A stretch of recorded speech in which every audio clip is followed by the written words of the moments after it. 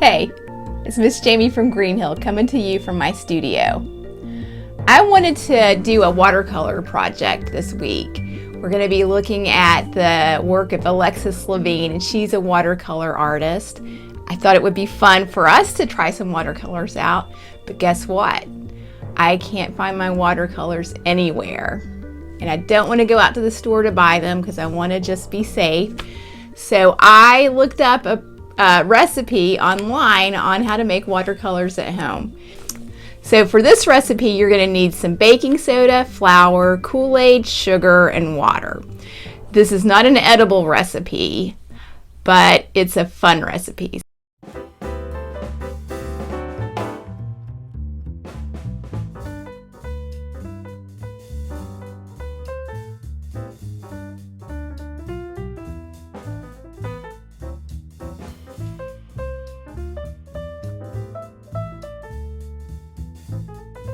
My Kool-Aid was probably about 10 years old, but I actually had some in my house. I only had red and orange, so I'm going to make a painting using just these two colors. And hopefully, if you have Kool-Aid and you want to make this, you have more colors than I do. But even if you just have one color, you could make something really cool.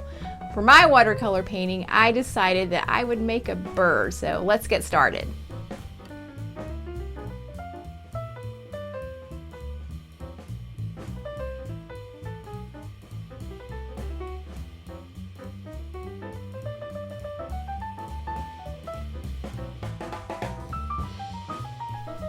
So this paint worked better than I thought it would. I'm using a paper that's a little heavier than copy paper. If you have something like that you can use, that's what I would recommend.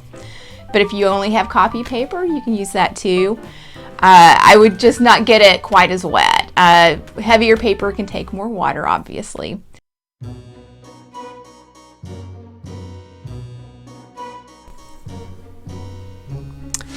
All right, for this second project, I wanted to show you that if you don't have watercolors, but you do have magic markers, you can do something that looks like watercolors and use your markers almost like paint. So I'm going to draw another bird, and then what I'm going to do is I'm going to use a paintbrush and water to fill it in with color.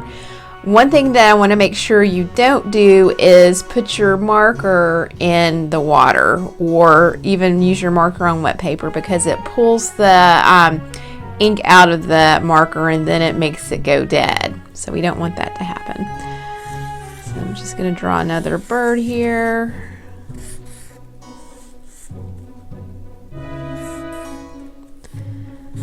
I'm drawing the outline first, and then I'm going to fill it in.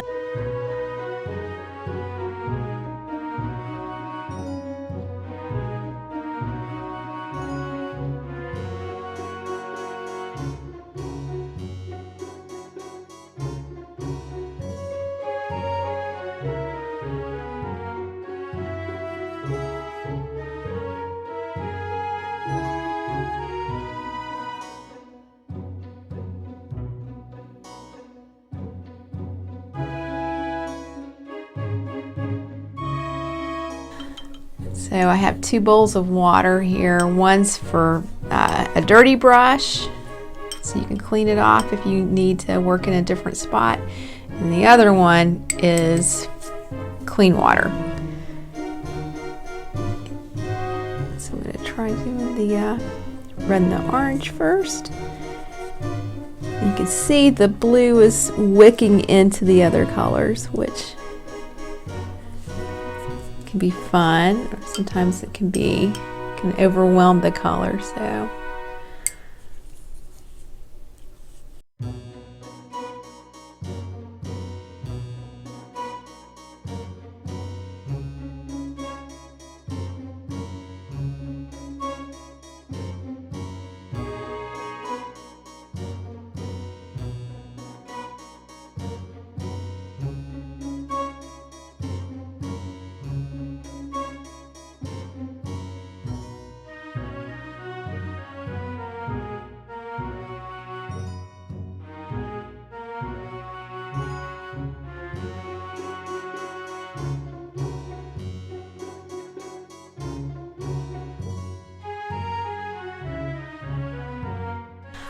All right, so here's the second option. If, like me, you have no watercolors, but you want to get something that looks kind of like a watercolor.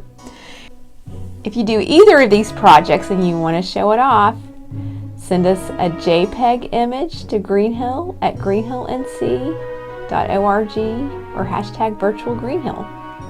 And thanks for joining us. Bye-bye.